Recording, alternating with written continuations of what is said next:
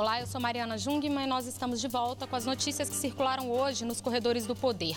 A gente inicia essa segunda parte do nosso noticiário indo diretamente a São Paulo. Eu vou falar com a Vanessa Casalino, lá na redação da TV Brasil. Vanessa, você traz informações para a gente aí dos desdobramentos hoje a respeito do desabamento daquele prédio no centro de São Paulo, né? Boa noite.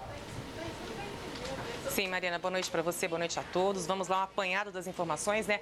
Uma moradora do 5º andar do prédio, da unidade onde começou o incêndio, conseguiu escapar e foi ouvida pela polícia. Ela disse que o fogo começou a partir de um curto-circuito em uma tomada com 3 aparelhos ligados, TV, geladeira e micro-ondas.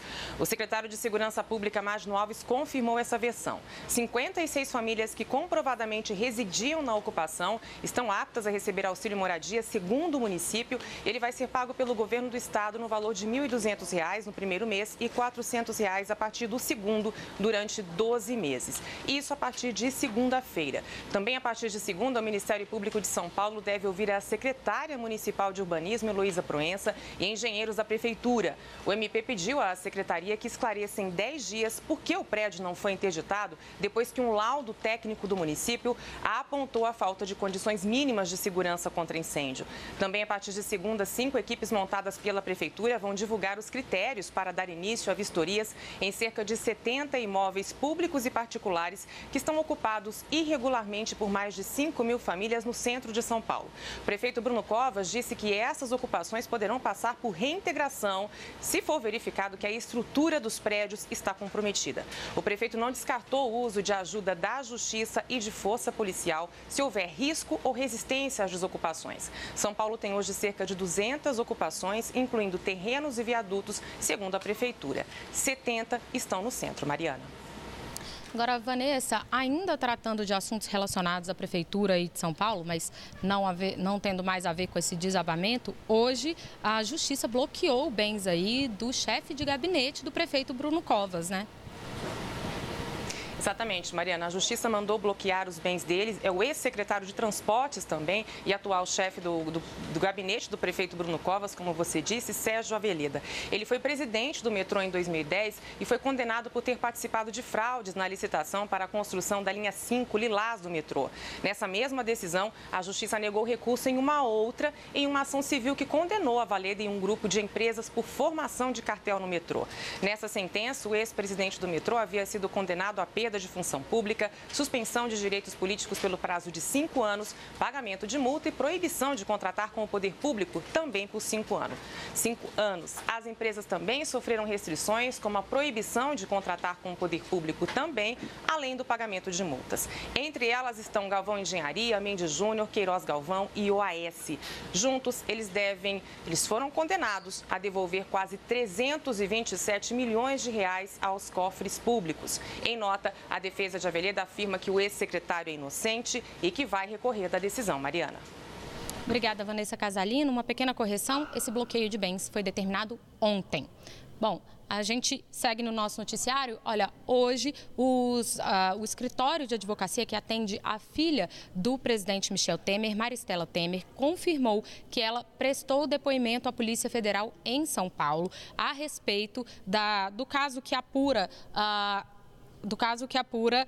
a reforma do apartamento dela. A Polícia Federal investiga um possível favorecimento do presidente, né, de empresas que teriam ali custeado a reforma desse apartamento. O presidente Michel Temer, inclusive, se manifestou já sobre isso, rebateu essas acusações, disse que está sofrendo uma perseguição criminosa disfarçada de investigação, mas essas apurações fazem parte do inquérito que investiga o chamado Decreto dos Portos, em que há aí também uma apuração se houve irregularidades na assinatura de um decreto em 2016 pelo presidente Michel Temer que teria favorecido a empresa Rodrimar, que acabou ganhando aí a concessão do Porto de Santos. Ainda sobre esse inquérito do Decreto dos Portos, a Advocacia Geral da União também se manifestou junto ao Supremo Tribunal Federal. A Daniele Popov, lá na redação da TV Brasil, quem vai trazer essas informações para a gente, né, Dani? Exatamente, Mariana. Boa noite. Em manifestação enviada ao Supremo Tribunal Federal, a advogada-geral da União, Grace Mendonça, defendeu que as medidas previstas no decreto dos portos visam garantir segurança jurídica para que não haja caos no setor portuário. A AGU apresentou os pareceres técnicos feitos em conjunto com o Ministério dos Transportes, que demonstrariam a legalidade do decreto. Grace Mendonça pede que eles sejam incluídos no inquérito que investiga a medida no Supremo. E a Advocacia-Geral da União também defendeu no Supremo Tribunal Federal a legalidade do decreto do presidente Michel Temer, que estabeleceu em fevereiro a intervenção federal no Rio de Janeiro.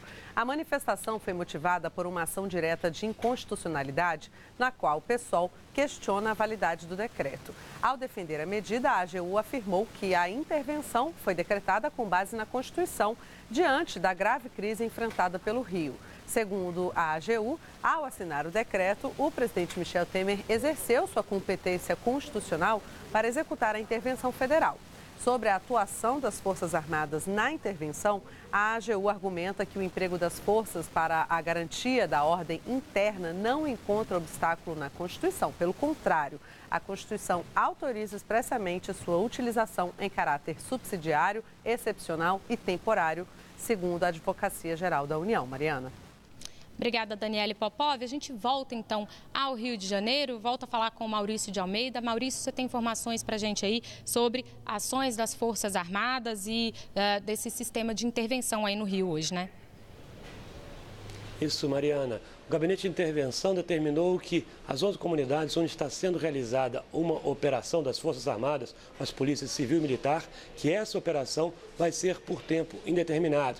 No momento, está sendo realizada uma operação para retirar barricadas, para facilitar esse patrulhamento, já que as Forças Armadas pretendem fazer um patrulhamento ostensivo e contínuo nessas 11 comunidades das zonas norte e oeste do Rio de Janeiro, comunidades onde a violência estava aumentando nos últimos meses. Por isso, foram escolhidas para ter esta operação especial envolvendo o Gabinete de Segurança. O objetivo, combater o tráfico de drogas e também milícias que atuam principalmente em bairros da Zona Oeste aqui do Rio de Janeiro. E hoje, infelizmente, mais um policial militar foi morto aqui no Rio. É a 40ª vítima somente esse ano. O policial militar é o capitão Estevam Contreiras. Ele estava em uma moto quando foi cercado por outros homens que fizeram vários disparos. Esses homens se refugiaram na Cidade de Deus, uma comunidade da Zona Oeste do Rio. A Polícia Militar cercou a Cidade de Deus e iniciou um tiroteio, uma forte troca de tiros em busca de tentar prender os assassinos do policial. Por causa desse tiroteio, 2 vias expressas durante a parte da manhã ficaram com o trânsito interrompido aqui no Rio de Janeiro. A linha amarela e a autoestrada Grajaú-Jacarepaguá. Mariana. Obrigada, Maurício de Almeida. E ainda, tratando de segurança pública, eu falo agora com a Daniele Popov, novamente. Dani, o ministro Raul Jungmann vai coordenar uma Câmara de Prevenção Social, né? Fala mais sobre isso pra gente. É isso mesmo. Todos os ministérios e órgãos federais da área social vão integrar a Câmara de Prevenção Social, cujo presidente será o ministro da Segurança Pública, Raul Jungmann. O órgão terá reuniões periódicas para intensificar ações de atenção à população mais vulnerável. O ministro Raul Jungmann salientou a necessidade de direcionar esforços aos municípios que concentram grande parte dos homicídios no país. 2% das nossas cidades, aproximadamente 109 delas, concentram metade de todos os homicídios violentos do Brasil. Então, a nossa estratégia vai ser a seguinte: focar a atividade de todos os ministérios e os programas já existentes junto a essa juventude vulnerável de 16 até 24 anos.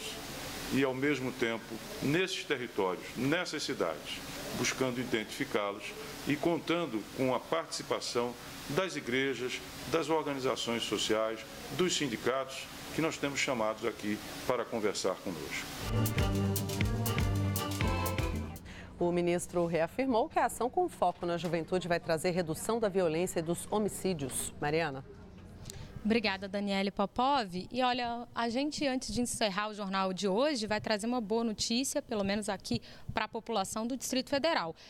O governo do Distrito Federal anunciou hoje o fim do racionamento de água por aqui, a partir do dia 15 de junho. Isso significa que a população aqui do Distrito Federal vai passar cerca de pouco mais de um ano aí em situação de racionamento. O governador Rodrigo Hollenberg fez esse anúncio hoje, inclusive ressaltando a participação da população nesse período em que houve o racionamento de água aqui no Distrito Federal. E amanhã o diretor da Agência Nacional de Águas por aqui vai fazer uma explicação mais detalhada de como vai funcionar o fim desse racionamento. Com isso, a gente encerra o nosso noticiário de hoje. Eu te espero aqui novamente amanhã. Até lá!